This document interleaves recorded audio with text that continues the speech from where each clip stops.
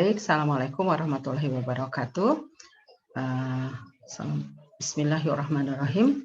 Anak-anakku sekalian, kita akan belajar mata kuliah PHP dengan materi, kita melanjutkan materi yang sebelumnya, yaitu termination of offer. Ya. Kemarin kita sudah membahas mengenai offer, penawaran, kemudian penerimaan, di mana penawaran dan penerimaan itu merupakan salah satu syarat untuk terjadinya kesepakatan agreement. Oke. Di hukum Indonesia kesepakatan itu tidak dijabarkan secara jelas, namun di dalam hukum Anglo-Saxon, di dalam hukum Inggris, atau yang dipakai di Singapura itu dijelaskan ya secara rinci. Oke. Saya akan terlebih dahulu men-sharekan ya, screen share untuk materinya. Oke, baik, materinya kuliah keempat. Ya, oke. Nah, ini termination of offer ya.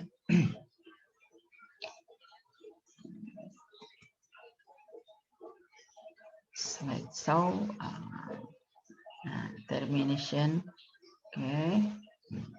Termination of offer, kemudian kita lanjutkan nanti ke consideration ya. Termination of offer atau berakhirnya suatu penawaran ya, berakhirnya suatu penawaran. Berakhirnya suatu penawaran itu ya, jadi bisa lapse jika offer itu bisa berakhir jika salah satu pihak baik offeror atau offeree itu meninggal. Nah, sebagaimana kita ketahui kalau di dalam kesepakatan itu kan ada di dalam kesepakatan itu terlebih dahulu ada penawaran. Di situ ada dua pihak, ada offeror yang menawarkan dan offeree yang menerima. Nah, kapan itu terjadinya lapse-nya suatu offer? Pertama, di sini katakan jika di offer offeror ini, di offeror did not know of the date when they accept ya. Jadi sebuah penawaran itu jika bisa berakhir jika salah satu offeror atau offeree meninggal dunia ya sebelum adanya penerimaan. Nah, yang kedua, jika itu tidak diterima dalam waktu yang ditentukan, gitu ya. Nah, tidak bisa jika diterima tidak dalam waktu yang ditentukan. Nah, kemudian jika si offeree itu tidak membuat penerimaan yang sah, ini yang ketiga ya. Yang ketiga, jika di si offeree tidak membuat penerimaan yang sah. Kemudian yang keempatnya adalah jika offeree tunduk pada suatu pemenuhan kondisi syarat dan kondisi syarat itu tidak dipenuhi, gitu ya. Jadi ada 4 hal yang bisa terjadi lapse-nya offer. Nah, ya. Kemudian di sini mungkin terjadi penyimpangan juga, bisa jalan terus gitu ya, bisa jalan terus suatu penawaran itu jadi tidak lapse gitu ya, tidak berhenti gitu. Kapan? Jika si offeror itu ya si pemberi penawaran itu tidak mengetahui tentang meninggalnya si offeree ya. Ketika dia melakukan penerimaan atau si offeree-nya sendiri meninggal sebelum adanya penerimaan gitu ya, seperti itu. Jadi mungkin bisa tetap berlanjut. Atau jika si offeree tidak secara personalitas si offeree tidak penting terhadap suatu kontrak. Misal suatu kontrak ditawarkan oleh agen. Nah, tapi kan yang prinsipalnya itu misalnya sebuah perusahaan. Jadi ketika si agen meninggal, itu kan tidak vital ya. Tapi yang vital itu adalah para pihak. Siapa para pihaknya itu? Para pihaknya itu adalah perusahaan, misalnya. Jadi misalnya gini, ada suatu perusahaan asuransi menawarkan ya melalui agen. Nah, perusahaan asuransi PT Sinarmas misalnya ya. Si agen ini menawarkan ya.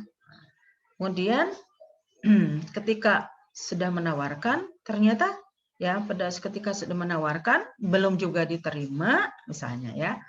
Nah, meninggal nih si agennya. Nah, si offerornya meninggal. Nah, kan hubungannya itu agennya tidak vital. Yang vital adalah Sinarmasnya dengan dengan si offerinya. Nah, itu jadi bisa saja terus berlangsung. Jadi, tadi jika yang pertama itu jika si offeror tidak mengetahui kematian dari si offeri gitu ya, ketika penawarannya itu diterima gitu ya. Nah, kemudian di sini yang berikutnya tadi yang kedua itu jika terkait dengan waktu ya, jadi ketentuan waktu tidak dipenuhi. Nah, sini kapan itu waktu tidak dipenuhi? Misalnya ditentukan secara spesifik waktunya. Di sini ya. Nah, spesifik time. Jadi ditentukan misalnya seperti kemarin saya katakan, kalau Anda menerima tawaran saya, maka silahkan datang ke kantor, ke Fakultas Hukum Unpas misalnya. Jam istirahat itu jam 12 sampai jam 1 gitu ya. Kemudian dia datang, misalnya yang menerima si offeri datang gitu. Datangnya jam berapa? Jam 2, jam 3. Nah, itu kan tidak spesifik waktunya sudah ditentukan jam 12 sampai jam 1.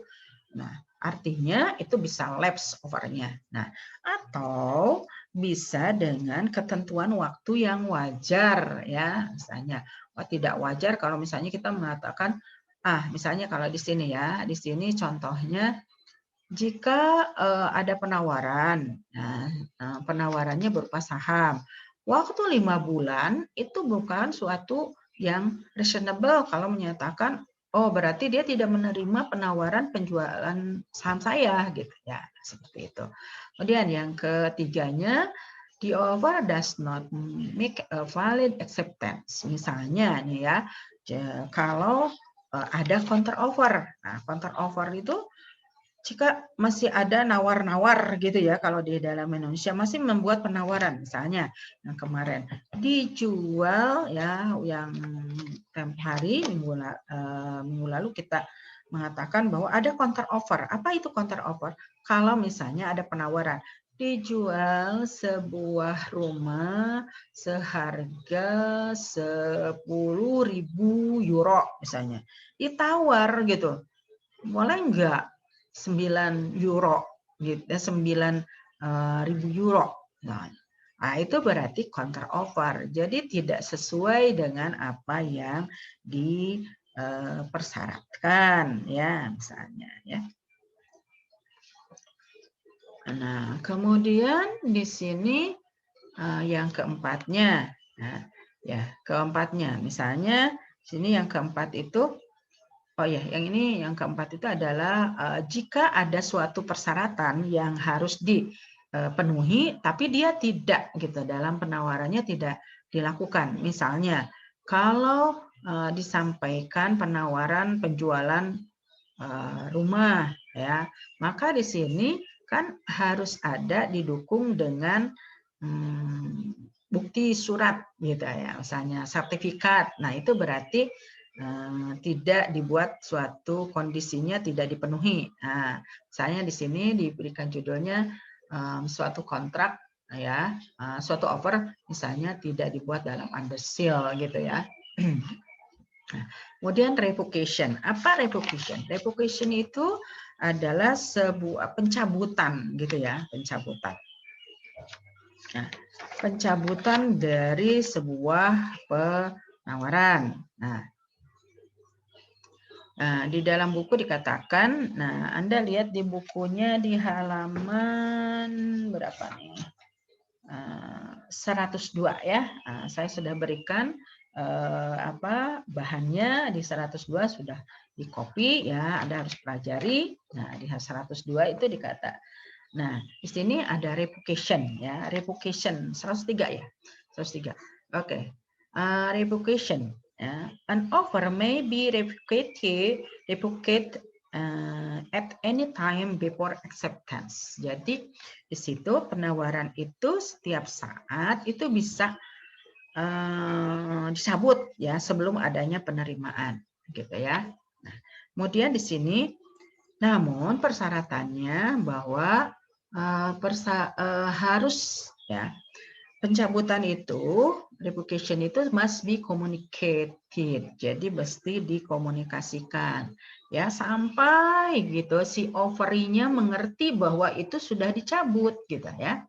Ya, sampai dia mengerti bahwa dia berhak menerima untuk penawarannya tidak penawarannya itu dicabut oleh si offeror. Kemudian di sini indirect ya, indirect. Jadi komunikasi itu harus secara langsung.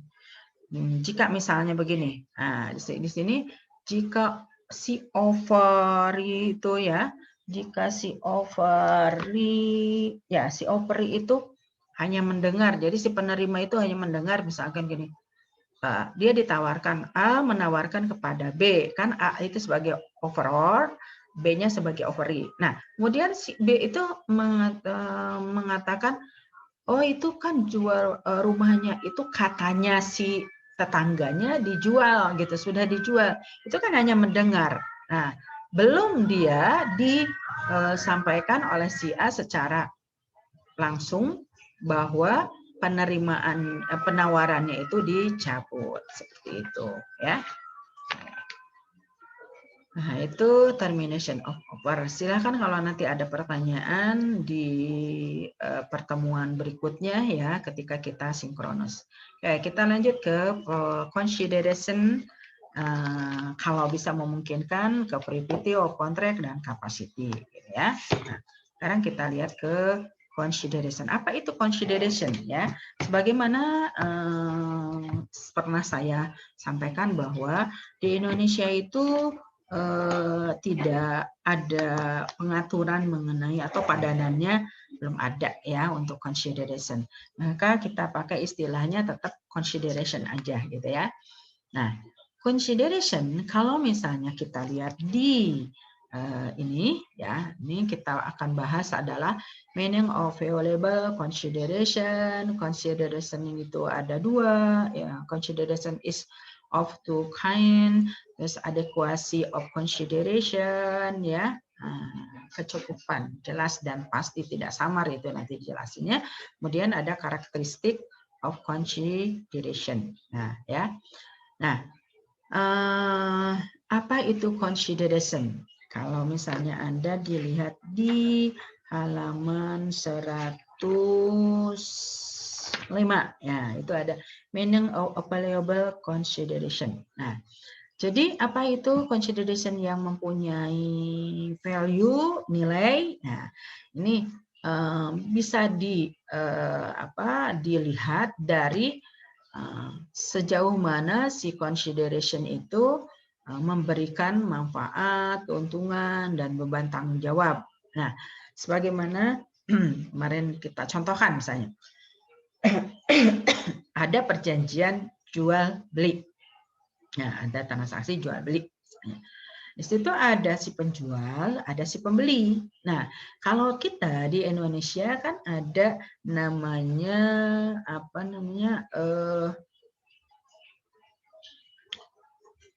harga dan barang itu merupakan suatu yang esensial dari kontrak.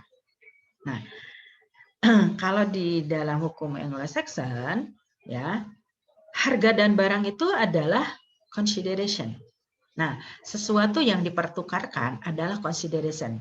Yang satu menyerahkan uang, yang satu menyerahkan barang. Itu consideration. Nah, jadi consideration itu, harga atau barang itu haruslah memberikan keuntungan, haruslah memberikan manfaat, dan di situ ada membebankan tanggung jawab. Nah, misalnya sini, harga yang dibayar dengan barang yang dipertukarkan itu haruslah dapat dinilai dengan uang atau bernilai. Nah, sekarang misalnya ada contoh nih, contoh kasus di halaman 105 itu antara kasusnya antara Kefal dan Nestle. Nah, di sini dikatakan kasusnya P adalah pemilik advertising, jadi iklan gitu ya. Nah, kemudian D, iklannya ecek-ecek gitu ya, iklan gimmick itu ecek-ecek gitu ya,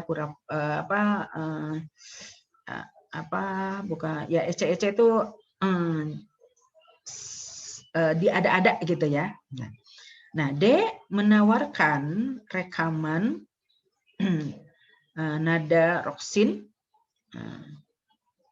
Roxinsus itu nama lagu, kepada masyarakat dan mengirimkannya gitu ya, dan mengirimkannya. Barang siapa yang mengirimkan 3 bungkus coklat mereknya Nestle, maka dia akan diberikan hadiah gitu ya, hadiah, maka akan dia memberikan hadiah. Nah, gitu. Terus kemudian si P ini ya, si P kemudian si P ini meminta royalti kepada si D. Ya. Kenapa? Karena dia kan pemilik advertising gimmick itu, ya. Nah, terus dia juga yang merilis lagu Roxinsus itu, ya. Nah, sekarang pertanyaannya, kalau misalnya si D itu sudah menyatakan bahwa dia akan memberikan memberikan hadiah kepada siapa yang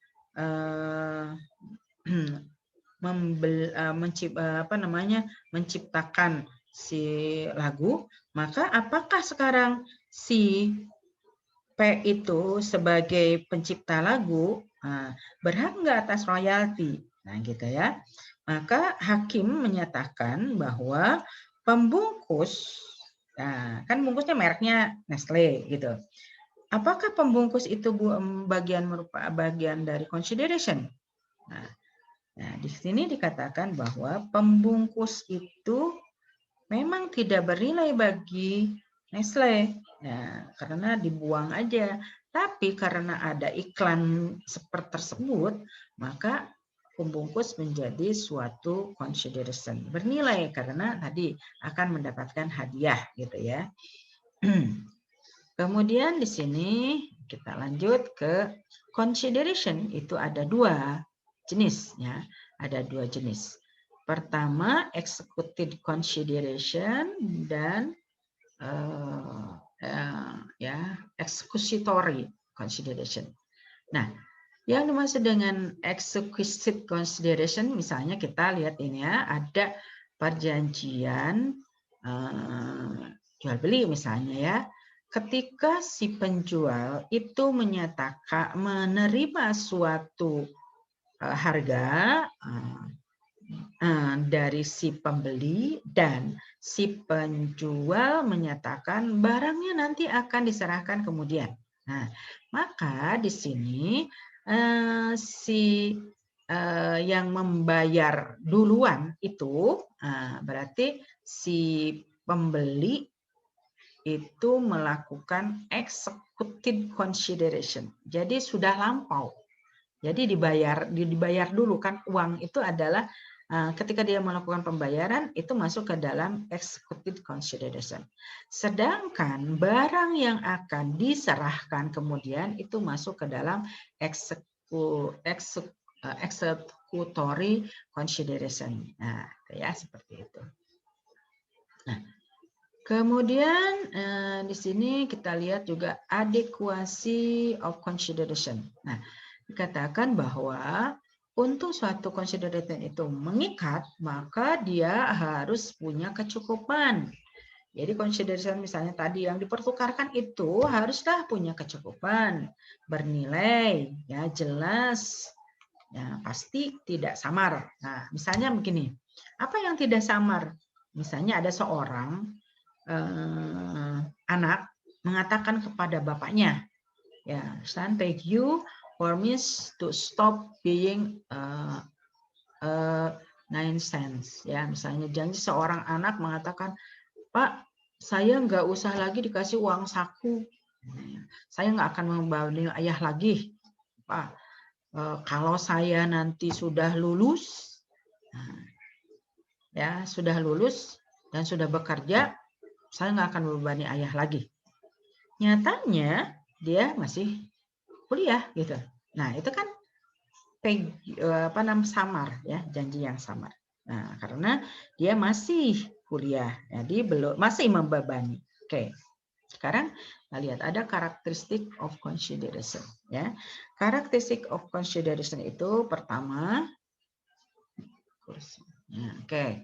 consideration must be legal. Nah, jadi consideration itu haruslah legal. Misalnya tidak bolehlah menjual barang yang narkoba gitu ya. Psikotropika kan nggak legal gitu. Terus kemudian yang kedua, consideration must be moved from promise. Jadi meski bergerak dari suatu janji yang diberikan oleh si overlord. Ya. Nah, contoh di sini adalah kasus Dunlop dan Sprite ya. Nah, di sini dikatakan dalam contohnya si di halaman 107 nih ya. Coba Anda lihat di 107.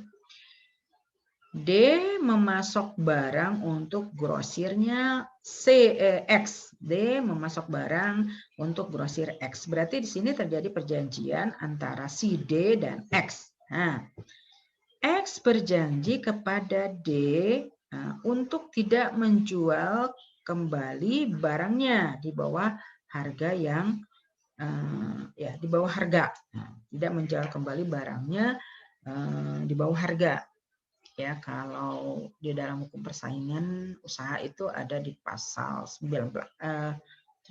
lah ya. Nah, jadi tidak boleh menjual dengan di bawah harga.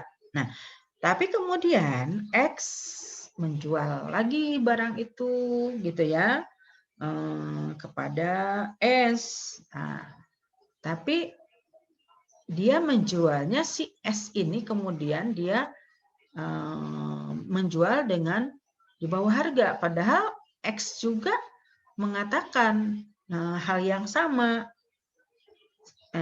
X itu mengatakan hal yang sama kepada S. S nggak boleh ngejual harga barang di bawah harga ya. Gitu.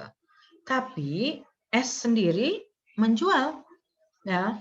Nah sekarang pertanyaannya, apakah D sebagai pemasok bisa nggak menggugat S? Nah, jawabannya di dalam hukum Anglo-Saxon Inggris itu mengatakan ya atau Singapura mengatakan bahwa di sini hakim akan memutuskan tidak ada hubungan antara D dengan S. Ya, jadi consideration must be from promise-nya. From promise-nya dari mana? Dari D dengan X. Nah, dan kalau misalnya pihak yang lain X dengan Y. Jadi yang bisa menggugat adalah X terhadap S. Nah, tidak bisa yang D menggugat S karena harus berdasar dari promise tadi. Ya, kalau di dalam hukum Indonesia itu mungkin kita namakan asas kepribadian gitu ya. Si perjanjian hanya berlaku bagi para pihak yang membuatnya. Nah, nanti mungkin kita akan bahas juga, ini ada kaitannya dengan doktrin property of contract ya, atau misalnya di Indonesia 1340 gitu ya, dibandingkan dengan itu. Nah, kemudian yang ketiga, karakteristik dari consideration itu adalah consideration must be something beyond the promise or existing obligation to promisor. Nah, jadi consideration itu tidak boleh melebihi kewajiban yang sudah ada. Nah, misal begini, lebih kewajiban yang sudah ada tuh. Misalnya bisa karena ini as a part of his public duty as a citizen. Nah, misalnya ya, orang polisi harus seorang polisi kan punya kewenangan, punya kewajiban untuk mengamankan wilayah di masyarakat di suatu wilayah misalnya. Nah, kemudian si polisi itu kemudian ketika sudah mengamankan demo misalnya, terus minta uang gitu ya. Saya tadi udah meinikan demo gitu ya. Saya sudah menertibkan demo misalnya gitu ya. Nah, terus minta misalnya di Unpas ada demo misalkan gitu ya. Terus polisinya minta, saya tadi udah mengamankan demo. Mana dong ada itunya, ada ada upahnya misalnya. Nah, itu tidak bisa. Kenapa? Karena memang dia itu sebagai kewajiban ya yang sudah memang harus demikian gitu ya. Jadi tidak boleh melebihi ya dari kewajiban. Nah, consideration must be something beyond promisor existing obligation to be promisor gitu ya. Jadi kalau misalnya itu bagian dari as a part of his public duty as a citizen misalnya, atau misalnya si satpam gitu ya. Satpam ketika memberikan satpam misalnya diperjanjikan sama masyarakat ya, ketika mau menjelang Lebaran, nah terus si satpamnya dijanjikan nih sama salah satu warga misalnya, Pak, nih saya titip ya rumah, misalnya gitu. Nanti saya pulang dari kampung, saya kasih nih nanti gitu ya, misalnya sekian rupiah gitu ya. Nah, si satpam itu kan diberikan kewajiban memang untuk mengamankan. Nah, ketika misalnya si penjaga rumah, ketika misalnya si satpam itu menjaga rumah, memang itu suatu kewajibannya gitu ya, sebagai as a part of his public duty ya. Nah, jadi ketika misalnya si satpamnya kemudian nagih kepada si orang rumah itu ya, nah ketika dia pulang, nah itu bisa saja mengatakan itu kan sudah kewajibanmu gitu ya, seperti itu ya. Atau kemudian di sini ada dicontohkan as a part any privat kontraktual dati owed to the promisor. Nah, contohnya sini ada seorang pelaut ya, membelokkan kapalnya. Nah, kapalnya kan sudah ada rutenya nih, ada rutenya gitu ya. Misalnya dari Tanjung Priuk harus ada rutenya sampai ke Hamburg misalnya gitu ya. Nah, terus dia melanggar, menyimpang tidak sesuai dengan rute. Kemudian sama si penumpangnya, Pak, balik lagi aja ke rute sebagaimana mestinya. Ya, kalau nanti Bapak memakai rute yang sama sebagaimana yang dipersyaratkan ya, dan dipujuk terus ya misalnya, nanti dijanjikan akan diberikan ongkos tambahan ya misalnya. Nah, kemudian pelaut itu mengikuti ya keinginan dari si penumpang. Nah, kemudian sampai pada suatu tujuan ya tujuan Hamburg misalnya. Terus dia menagih ongkos tambahan karena tadi dia melakukan memenuhi sesuai dengan jalur perjalanan. Nah, ini tidak, pengadilan akan memutuskan bahwa itu adalah suatu kewajiban yang seharusnya dilakukan. Jadi berhak dia tidak mendapat upah tambahan itu, ya. Nah, kemudian consideration must be not be fast, ya. Consideration must not be fast, ya. Nah, jadi tidaklah boleh consideration itu untuk sesuatu yang sudah dilakukan. Misal, ya, kemarin itu ada di kasusnya apa ya, kemarin itu yang kuda itu loh, ya, yang kuda itu oke, ya, misalnya ini ada si pembeli kuda datang ke, saya nanti lupa lagi nih, ya, ya. Kuda. Oke, jadi si kuda.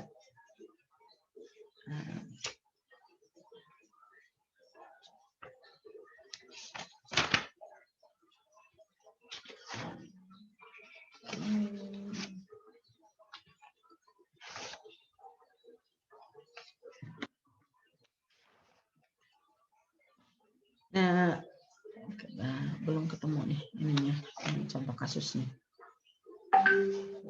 Misalnya seorang kasusnya antara siapa dengan siapa nantilah dicari lagi. Misalnya seorang pembeli kuda, ya, datang ke suatu peternakan kuda. Nah, di situ ada si penjual. Nah, si pembeli nih datang dan membeli seekor kuda. Nah, terus dia menjanjikan kepada si peternak itu, ya, yang pemilik kuda itu. Nah, dia mengatakan, kalau kuda ini akan menang, nah, kalau kuda ini, kuda yang dia beli, menang dalam pacuan kuda, nah, maka saya akan memberikan sebesar 30 euro untuk kuda-kuda yang lain. Nah, jadi itu merupakan suatu yang consideration yang sudah terjadi, kan terjadinya membeli kuda yang lain itu. Nah, tapi kemudian ada pengecualian gitu ya, ada pengecualian. Bisa saja untuk hal yang sudah lampau bisa dijadikan sebagai suatu consideration. Nah, misalnya pertama untuk menghidupkan kembali gugatan karena ada pengakuan tertulis. Jadi ingat, misalnya gini. Ada sebuah hutang, ya, ada sebuah hutang, ya, ini, bentar. Contohnya yang keempat, ya, yang keempat, sebentar. Nah, janji consideration must not be fast. Ya. Jadi janji yang dibuat sebagai imbalan, nah, untuk beberapa jasa yang telah dilakukan, yang telah lalu, ya. Nah, kemudian dia tidak bisa dilaksanakan. Misalnya pengecualiannya menghidupkan kembali, ya, menghidupkan kembali berdasarkan undang-undang. Nah, misalnya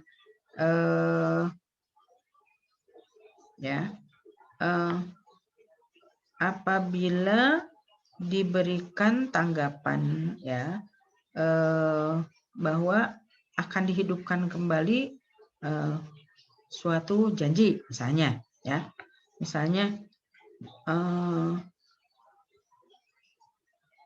di dalam perjanjian perjanjian pinjam uang mengatakan bahwa misalnya kalau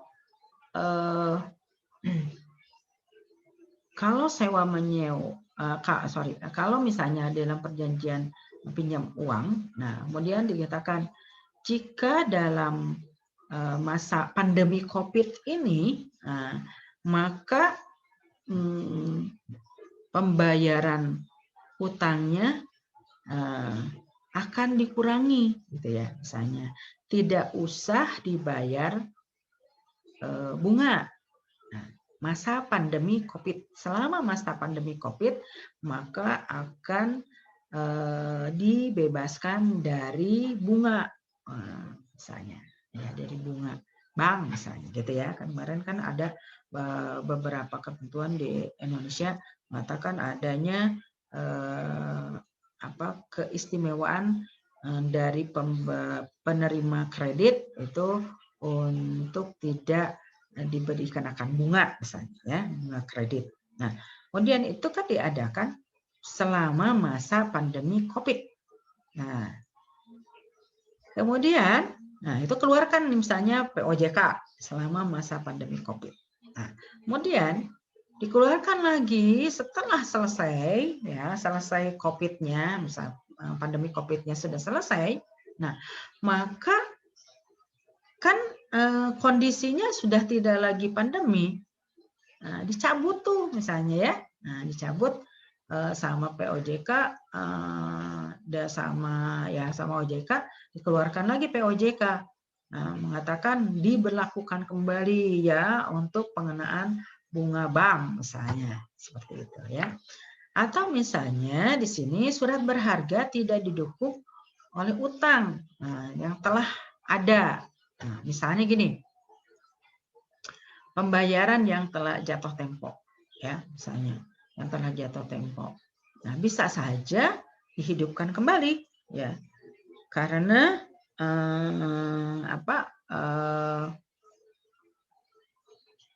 karena ada pengakuan tertulis dari si orang yang punya utang, misalnya.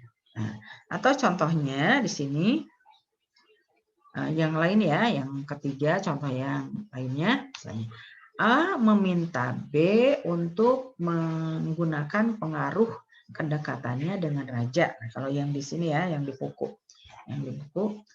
A meminta B untuk menggunakan pengaruhnya dengan kedekatan dengan raja. Misalnya dia itu sebagai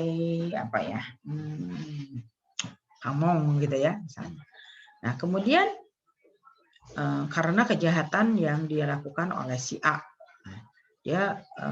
kemudian si B melakukan pendekatan itu kepada raja dan akhirnya si A dibebaskan dari tuntutan kejahatan. Nah, kemudian, ya, pada waktu sebelum dia sebelumnya dia sudah melakukan perjanjian. Kalau B nanti menggunakan pengaruhnya kepada raja, nah kemudian dia mengatakan jika saya dibebaskan, maka saya akan memberikan ucapan terima kasihlah sebagai imbalan sebesar 100 euro. Nah, sekarang itu kan sudah lalu, consideration-nya sudah lalu. Bagaimana? Apakah bisa dituntut oleh si B terhadap si A? Ya, dia sudah diampuni, kemudian tidak jadi dipenjara. Dia lakukan mendekati rajanya sudah lalu.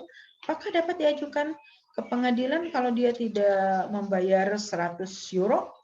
Nah, maka sini pengadilan menyatakan, ya, dia bisa dikenakan untuk membayar 100 euro meskipun consideration-nya sudah lalu. Nah, jadi kalau di Indonesia consideration itu lebih prestasi, ya. Prestasi di prestasi itu kan ada memberi sesuatu, berbuat sesuatu, tidak berbuat sesuatu. Nah, sesuatunya itu adalah sesuatu yang dipertukarkan, gitu, ya. Oke. Nah, consideration.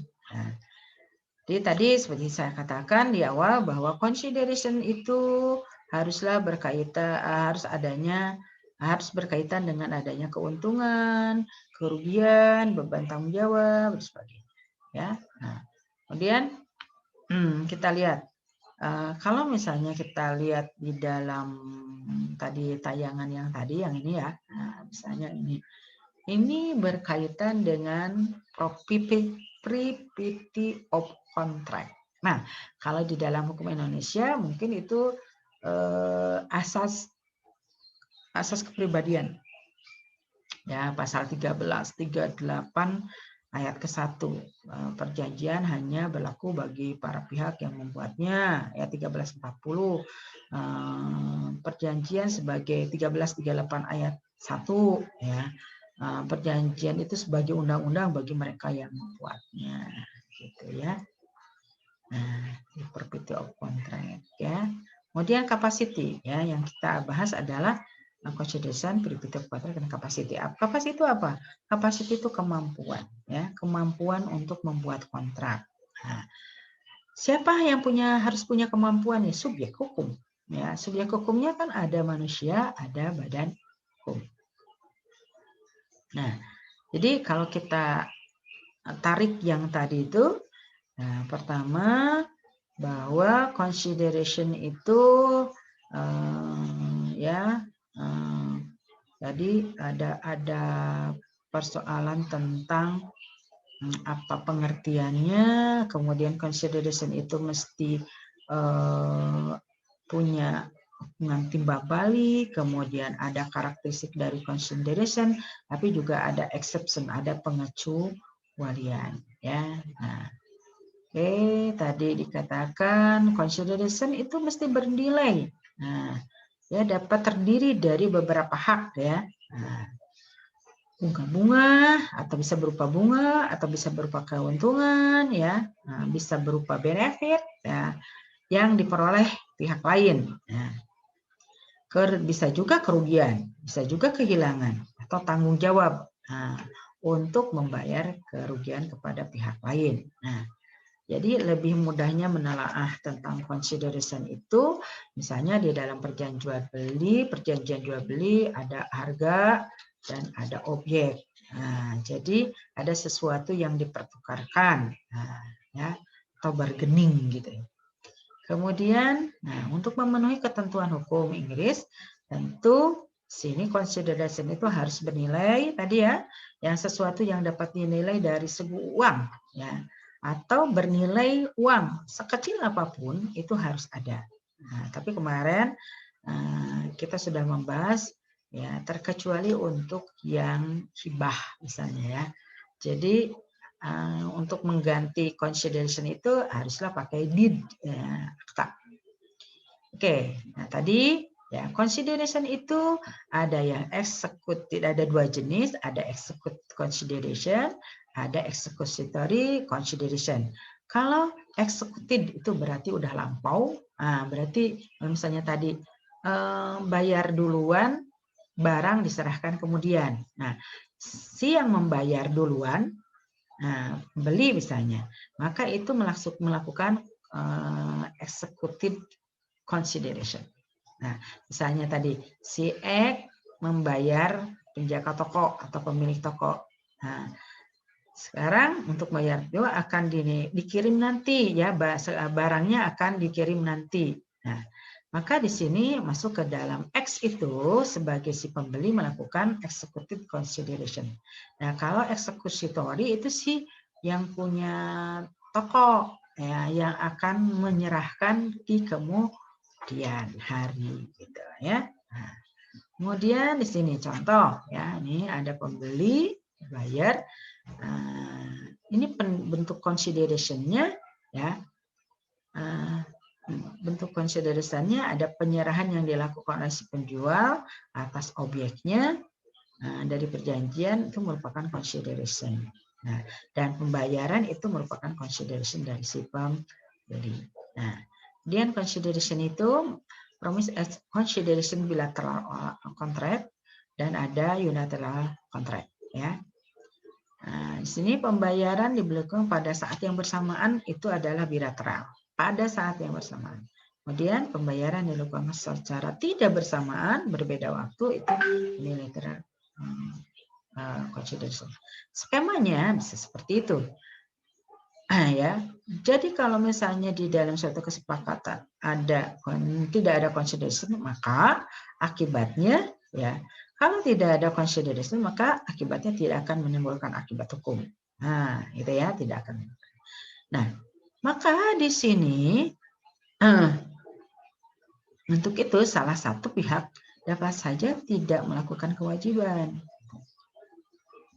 Dalam mengiris jelas bahwa ada batasan mengenai bagi orang yang berjanji agar kembali menarik janjinya, dan jika janji itu telah dilakukan oleh yang menerima janji promisi, maka atas dasar itu orang yang menerima janji dapat melakukan suatu gugatan kepada si pemberi janji promisor. Nah, jadi adequacy of consideration, ya, ini penjelasan yang bagian tadi. Kecukupan consideration. Consideration itu harus bersifat nyata. Tidak boleh yang samar pegu. Nah, misalnya tadi, ayah tidak usah memberikan lagi uang saku ke saya kalau saya sudah lulus dari Unpas, misalnya gitu ya, dan sudah kerja, ya, nyatanya masih belum lulus gitu. Nah, itu berarti kan belum nyata. Akan tetapi tidak perlu memadai, ya, consideration tidak perlu memadai, terserah kepada para pihak, terserah kepada kesepakatan, ya, untuk menetapkan harga di antara mereka. Nah, yang penting pasti, ya. Nah, kecukupan consideration itu, nah, tadi misalnya menetapkan harganya itu pada saat terjadinya perjanjian.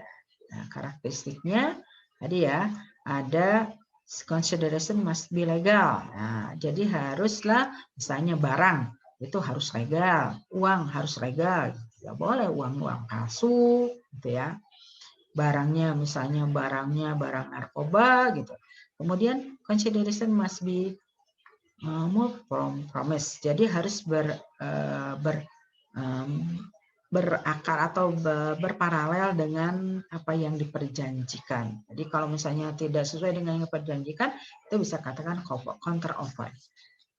Kemudian consideration must be something beyond the promise of existing obligation to the promisor. Jadi harus melebihi apa yang sudah menjadi kewajibannya. Seperti tadi Pak Satpam, Pak Polisi punya kewajibannya menjaga keamanan. Tapi ketika misalnya dia sudah menjaga keamanan, minta consideration yang lain atau tambahan misalnya ya, tambahan cas misalnya ekstra upah, ya nggak bisa gitu ya. Nah, ya tergantung, kalau misalnya terkecuali kalau memang mau ngasih gitu ya. Nah, consideration must not be fast, tidak boleh yang telah lampau gitu ya. Nah, ini terkait dengan tukar menukar ya. Nah, kemudian juga saling memberikan kepercayaan. Jadi consideration itu haruslah sesuai dengan value tukar menukar, sesuai untuk saling memberikan kepercayaan. Kemudian juga ada tanda atau kode inisial yang disepakati, misalnya harus ada apa namanya? Tadi misalnya harus dengan akte misalnya gitu ya. Nah, atau juga misalnya ditentukan di dalam suatu perjanjian syarat-syarat tertentu yang ditentukan di dalam undang-undang.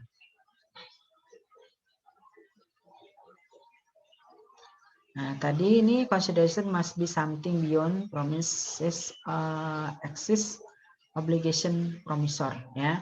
Nah, contohnya tadi nakoda memindahkan rute perjalanan kapalnya, jadi dia sebetulnya yang melanggar kontrak. Nah, ya. Dan kemudian dibujuk untuk kembali ke tugasnya dengan janji upah tambahan. Nah, jadi si nakoda itu nggak bisa meminta uang tambahan gitu ya. Nah, kalau dia nuntut pengadilan maka nanti si hakim akan menyatakan tidak berlaku upahnya, gitu ya. Dia tidak dapat menuntut untuk jumlah tambahan tersebut. Kenapa? Karena dia hanya melakukan apa yang seharusnya telah diperjanjikan ya, untuk melalui rute itu. Nah, consideration must not be fast. Nah, jadi tidak boleh lampau. Nah, jadi janji yang dibuat sebagai imbalan untuk beberapa jasa yang telah lalu itu tidak dapat dilaksanakan, gitu ya. Contoh A membeli kuda, gitu ya, membeli kuda. Dia mengatakan kalau kuda yang saya beli ini bagus, menang dalam perlombaan, maka nanti saya akan membeli kuda yang lain, ekstra tambahan. Ya tidak bisa karena dikaitkan dengan hal yang sudah lampau. Nah, janji itu tidak dapat dilaksanakan karena terkait dengan penjualan yang masa lampau dan sudah selesai. Jadi consideration ini tidak dapat terima oleh pengadilan. Exception-nya ya tadi dengan akord atau kesepakatan atau perdamaian dan kepuasan, satisfaction. Ya, persetujuan dengan mana kewajiban ditimbulkan memuaskan adalah consideration yang memang dapat beroperasi dengan baik, gitu ya. Nah, kemudian ada promissory estoppel. Promissory estoppel adalah suatu aturan pembelaan dan pembuktian. Promissory estoppel dapat diajukan dengan 4 keadaan. Nah, pertama, terdapat hubungan hukum yang ada pada sebelum terdapat hubungan hukum yang ada sebelumnya di antara para pihak. Nah, terdapat hubungan yang sudah ada sebelumnya di antara para pihak. Nah, kemudian penggugat sengaja melepaskan hak hukumnya terhadap tergugat lah ya. Kemudian pihak tergugat tidak memberikan consideration untuk pengabaian tersebut, ya, tidak memberikan consideration atau pihak tergugat mengubah posisinya dalam ketergantungan pada pengabaian tersebut sehingga adil jika penggugat memanfaatkan kekurangan consideration. Nah, seperti itu. Nah, kalau di sini contohnya ya untuk promissory estoppel itu, di sini ada sebentar, nggak ada bagannya. Sebentar ya, saya lihat bagannya dulu. Yang tadi ini ada bagannya.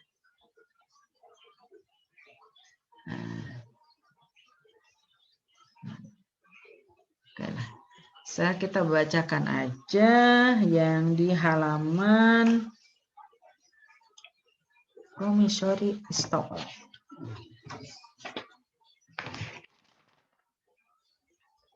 Nah, promissory estoppel itu ada di halaman 109. Nah, ada 4 keadaan ya.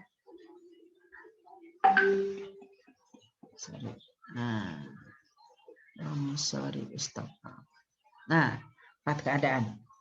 Nah, kita lihat ya di halaman 109. Nah, di sini ada kasusnya.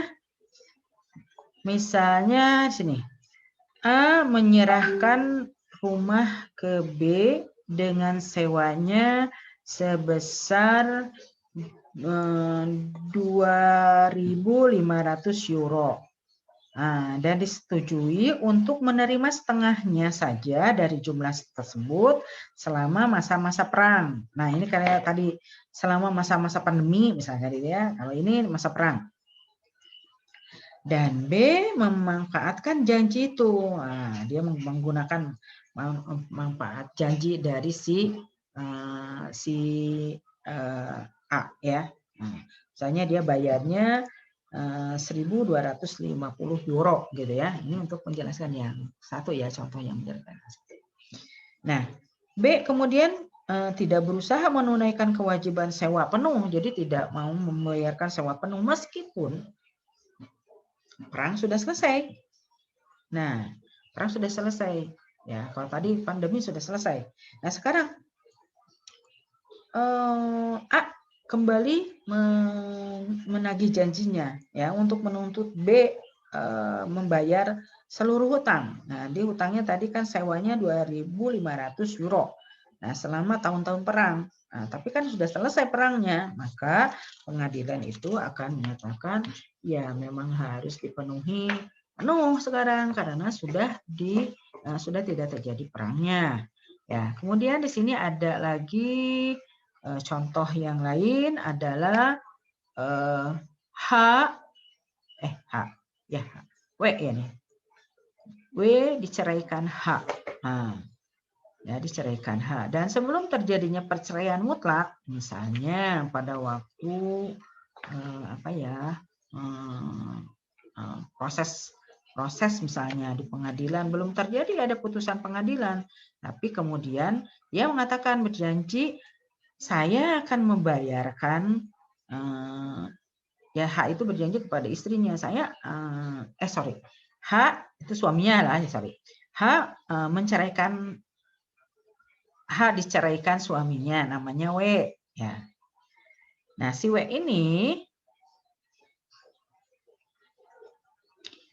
ini berjanji akan membayar 100 euro ya kepada istrinya H. Nah, tapi kemudian ia gagal melaksanakan perjanjian ini ya. Dan si mantan istrinya menggugat pada mantan suaminya. Nah, ini akan berlaku promissory estoppel. Nah, promissory estoppel. Maka berdasarkan promissory estoppel, dia akan harus berdasarkan ketetapan hukum Inggris, maka dia harus tetap membayar 100 euro itu apabila perceraiannya sudah terjadi mutlak. Nah, walaupun misalnya dia berjanjinya sebelum terjadinya perceraian mutlak. Nah, jadi kalau sudah terjadi perceraian, maka ya sudah, jadinya berlakulah perjanjian itu. Nah, doktrin ini menimbulkan penyebab aksi baru. Jadi consideration itu masih diperlukan untuk equitable estoppel, untuk keadilan. Nah, jadi dapat digunakan oleh si istrinya, si H itu untuk menuntut si mantan suaminya, gitu ya. Nah, kita lanjut ke property of contract ya. Nah, property of contract ini saya bagankan ya, dari satu buku ini saya bagankan ada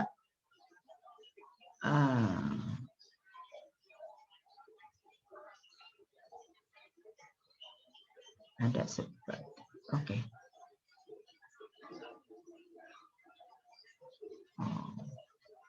Ya mungkin ya karena ini panjang kayaknya harus harus disampaikannya dengan detail. Nah, jadi kita lanjut nanti di pertemuan selanjutnya. Jadi untuk property of contract dan capacity kita cukupkan sekian ya. Nanti kalau ada pertanyaan saya tampung di pertemuan berikutnya ya. Demikian yang bisa saya sampaikan materi untuk hari ini. Terima kasih Anda sudah menyimak ya. Tolong nanti ada beberapa tugas yang sudah saya berikan ketika saya memberikan RPS, yaitu progress test ya, progress test untuk progress test 5 ya. Nah, di halaman 103 sampai 104 tolong diperhatikan, lihat limit waktunya ya, limit waktunya. Ya. Jadi sebelum nanti bertumpuk dengan tugas yang lain, jadi tugas yang progress test itu harus diserahkan, lihat di jadwal waktunya di LMS. Demikian, terima kasih dan kita tutup dengan hamdalah, alhamdulillahirabbil alamin. Assalamualaikum warahmatullahi wabarakatuh.